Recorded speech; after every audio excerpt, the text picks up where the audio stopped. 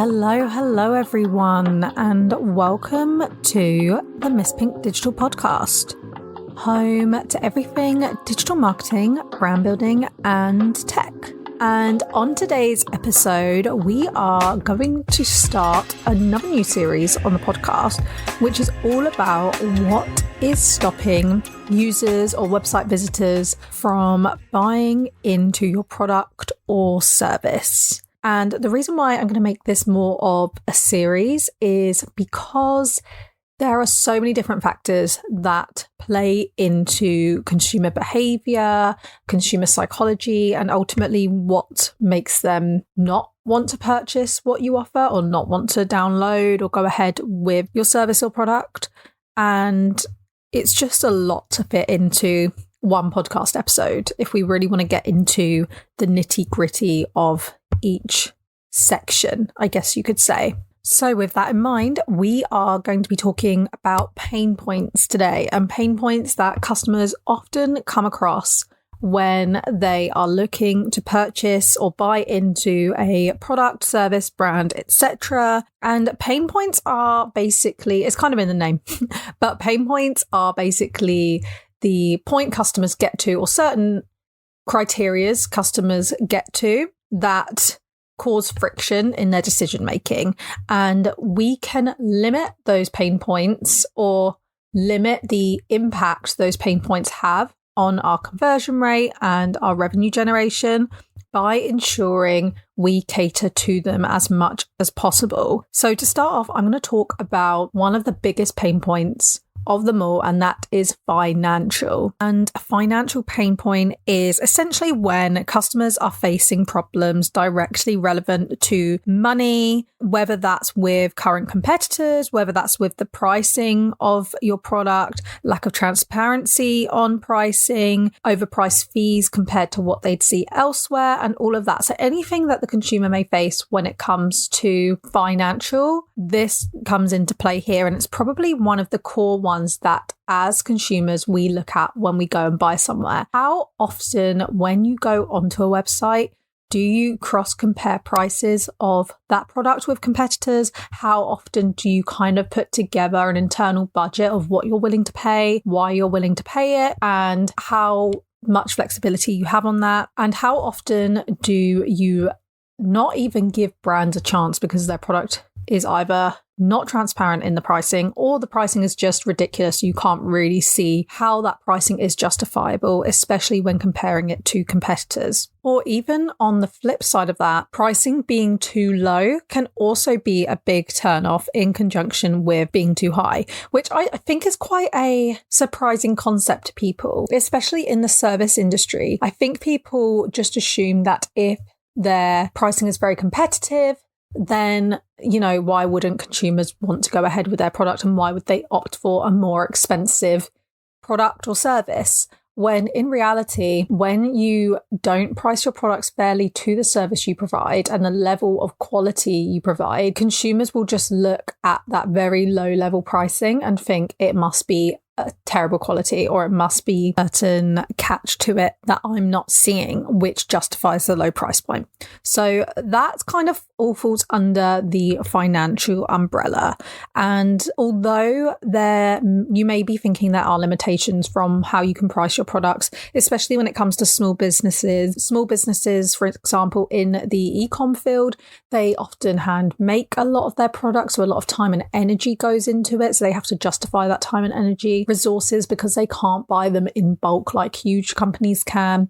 It's often a lot more expensive to produce the product. And then that is where the higher price points become justifiable in comparison to brands where they can mass produce said products. But even then, there are some additional ways you can kind of justify the pricing or cater to that financial pain point that users are facing. So the first thing I would recommend, or the first thing you can look at implementing or experimenting with potentially, are things like buy now, pay later schemes, or allowing consumers to pay in installments rather than paying in one go. Especially with the cost of living, consumers are being more intentional with their purchases, and their intent isn't necessarily going away, but they are putting more decision making behind purchasing a product or a service, which means it could take a longer time for them to make the decision. And a big concern is that they won't be able to pay the price, or they won't be able to justify paying the price in one go. So allowing consumers to pay in installments over a period of time can ease their concerns about purchasing a product, especially if the monthly installments of payments are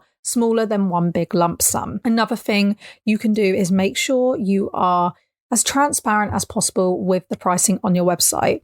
Consumers are so busy as well these days that they don't want to go through hoops to figure out what your product or service costs. It's a huge pain for consumers. Not only are they concerned about the pricing, and that only heightens concern for them, but it also is just a waste of their time in their eyes when they could just go to a competitor's site and see that transparent pricing off the bat and just go ahead with that and save time. I think a lot of us need to remember is we are, as a society, shifting towards really valuing our time. In fact, valuing our time more than we value the monetary aspects of our lives in some instances. So although we are concerned about money, we are also concerned about time, and we don't feel the need to waste our time looking for things like pricing information when we could just get it quite easily from a competitor site. So transparency is very key. You also don't want the consumer to feel like you're hiding any information from them. Creating an environment or a website or a service where the consumer feels like there's so many hidden costs and there's no transparency there automatically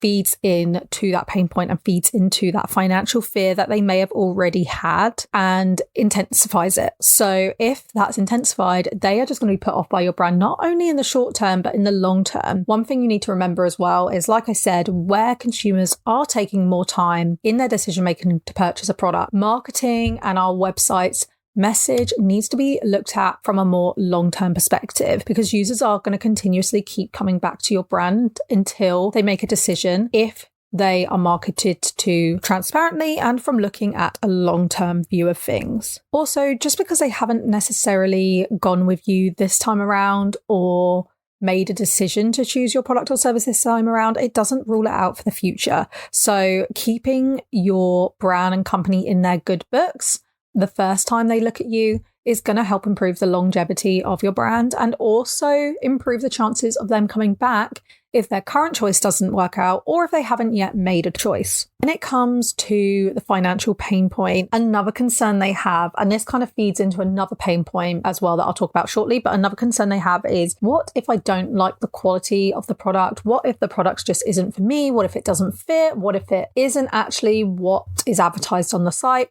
And all of those kind of concerns. So in order to cater to those is outline your return policy. And if you're going to have a return policy, ensure it is one that not only does obviously factor in yourselves as a business, but does favor the customer as well and puts those concerns at ease. The amount of times I have reviewed a company's return policy to make sure, especially for expensive products, to make sure that if it is the case that the product doesn't work for me, do they have a return policy that's easy, that does work in my favor, where I can see some of my money back and I can justify and feel safe in making the purchase that I'm making now. Outlining your returns policy and making it transparent and easy for the user to navigate to and see on the website is going to be another way that eases their concerns, specifically from a financial perspective. And don't hide your return policy on the website. I know a lot of brands that do that because they have the misconception of, oh, well, if I highlight it, users are more likely to do it. That's not necessarily true. The chances are, if someone is concerned financially in your product, they're going to be looking for that return policy information anyway. So you might as well make it easily accessible. I'm not saying you have to shout about it on the product page or anything like that, but making it easy to find for the user is just going to aid their decision making, and it just shows that you're a very transparent brand. You're not trying to pull the wool over their eyes. You're not trying to hide anything or prevent them from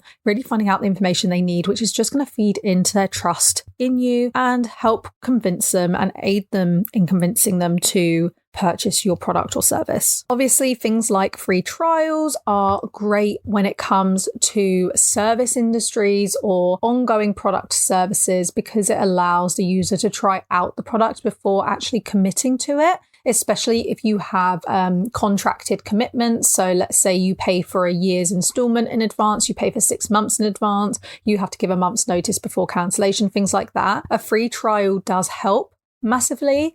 One thing I would say with free trials, obviously, is it's on a case-by-case basis. If you are providing a service, for instance, like a marketing service, free trials aren't necessarily the way to go because it could mean you bring in lower quality clients. But for industries and services where the quality isn't so much an issue, then free trials are a great way as well of getting the customer in, easing their concerns, and then letting them try your amazing product/service before deciding to commit to it. And finally, to kind of finalize that financial piece is payment options and information about delivery. I have done a video that kind of touches, or a podcast on this that does kind of touch on delivery information and payment information when you're looking to scale internationally. So that does feed into this as well. So definitely go and give that podcast a listen, especially if you're looking to scale more internationally this year. But I think when it comes to payment information, ensuring that the user knows the checkout is secure, delivery fees are very upfront and transparent. Don't do the typical company mistake that I see that causes a huge add to cart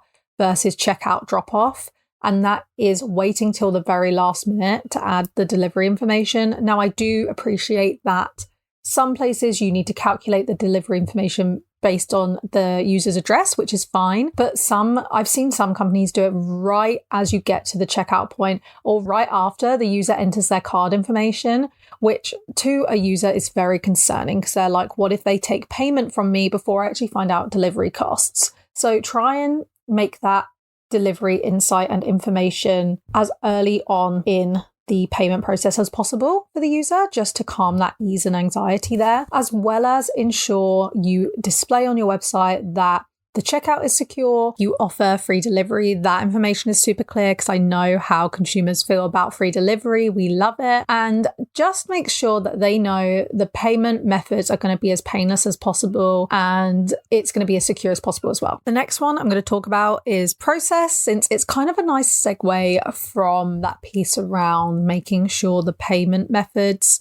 are as seamless as possible. And the process pain point is all about the overall user journey and how complicated it is versus if it's not complicated at all. So we all kind of know the common marketing user journey conversion rate optimization principle, and that is the easier it is for a user to complete a task, the more likely they will do it. AKA, if you have a super complicated journey for the user and they have to jump through all these hoops just to find the things they're looking for, the chances are they're not going to find them or do it. We are becoming more and more impatient as a society when it comes to anything, really, and we kind of opt for that instant gratification piece or being able to do things as quickly as possible. Like I say, time to us has become more and more important, and it is becoming more and more important in coming months, years, etc. So the easier your process is on your website, the more likely they will, if they don't necessarily convert, they will favor your brand over a lot of other competitors. And it's not just about making sure the process is easy, but it's also about making sure anything the user would look at to kind of feel confident in going ahead with their purchase decision making is right in front of them and easy for them to access. So anything that a user would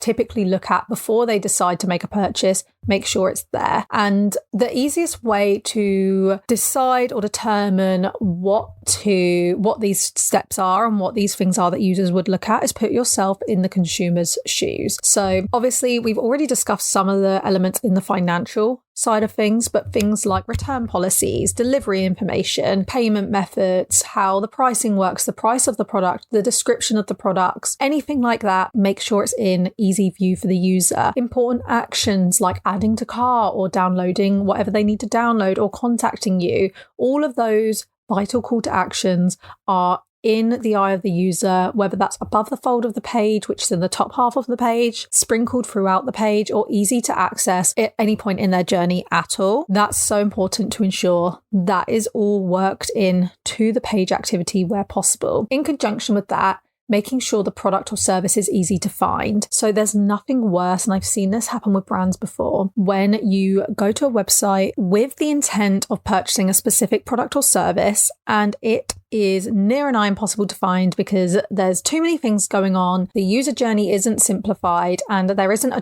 direct way of getting to the thing I'm looking for. And now, I know what you're thinking. If I'm taking users to the homepage, I can't list out every single thing that the user's going to need on the homepage, especially if I have loads of products. This is where things like your advertising comes in. So if you are running paid ads for a specific product or service, run ads where you're driving users directly to that page relevant to the product or service. And when you run ads directly to a specific product relevant or product focused landing page, make sure that landing page is enough or provides enough information to do the job on its own. And then the user won't have to navigate around looking for things. Have all the necessary links and necessary information you need on that landing page for that to really seal the deal and ease the user's journey. It's all about really just implementing basic conversion rate optimization principles on your landing page or website, which I have also done another podcast on. So if you do want to check that out, feel free. So additional things like making sure your website is mobile friendly, because we all know the importance of that by now. Making sure your website also follows basic UX principles so that it is really inclusive and any user can have a successful and positive experience on your website as well. Now, this also does lead in nicely to another pain point that we're going to talk about today, and that is the support pain point. And the support pain point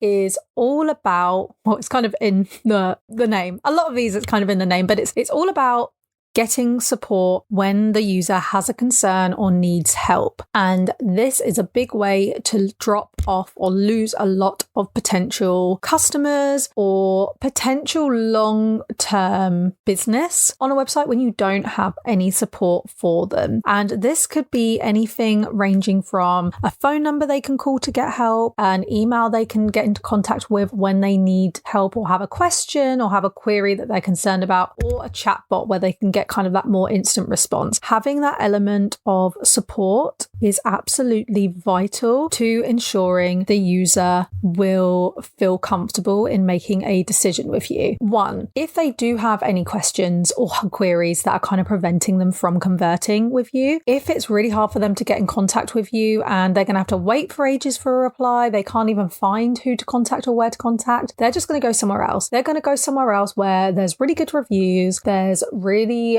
good payment options, and the landing page answers all their questions, or they just have a bunch of different contact options they can go with to answer their questions. They're just going to go there. So ensuring you have the information there to answer their queries is already important in itself. Even if they don't have a question or a query, displaying contact information humanizes your brand, humanizes your business, and puts the user at ease because they can think, okay, well, at least if I do need anything, or if there's any issues with my order, i.e. it doesn't arrive, it's not very good, it's not what I asked for, it's not what I wanted, I can easily reach out to the company, and it's not going to be a case of I'm essentially getting scammed because I'm going to be sent something I don't want and it's no one I can talk to about it. So even if they don't have any immediate questions before converting, it puts them at ease in the long term. And also, to be honest, a lot of search engines like Google do look for things like contact information on your page, an address on your website, anything like that before you can do things like Google Shopping, Google Ads and stuff like that. So it's an important thing to have,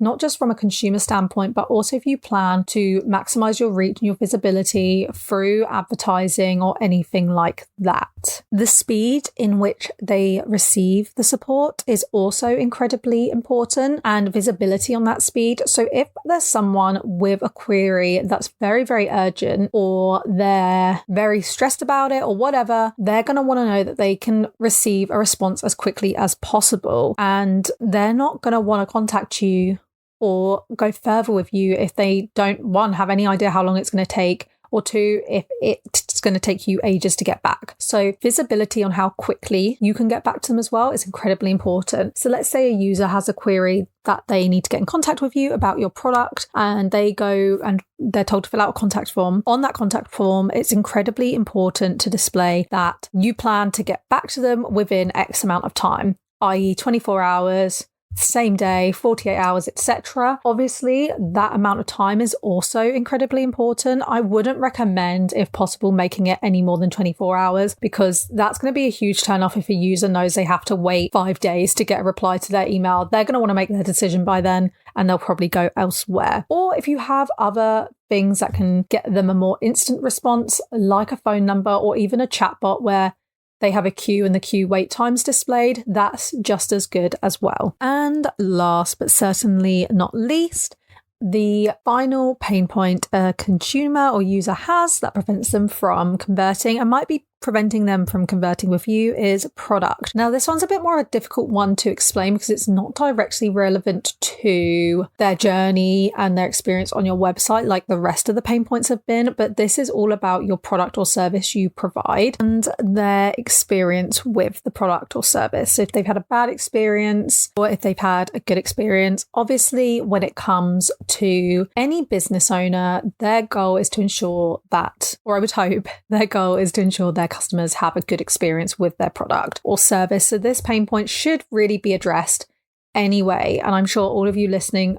do address this pain point and have addressed this pain point very well. So I'm not going to talk about the pain point in itself, but I'm going to talk about how it influences the decision making on the consumer's end ahead of converting. And the reason why this can influence the other pain points and the decision making of the consumer is because consumers, before they make a decision, will often look towards other people who have used the product or service and decide on if their product is going to work for them based on everyone else's experience. So they'll look at things like reviews, they'll look at things like case studies maybe, they'll cross-compare reviews between your product and competitors and stuff like that. So ensuring that you really showcase and shout about your good reviews where possible is so important, not just from a perspective of Google reviews, linking them from on your website, showing them at the bottom of newsletters, shouting about awards you've won, shouting about got a 4.9 star rating on Trustpilot out of 5,000 reviews, but also posting testimonials on your social medias and all of that good stuff to really help feed in to the user's decision making. And in conjunction with that, if you do have negative reviews,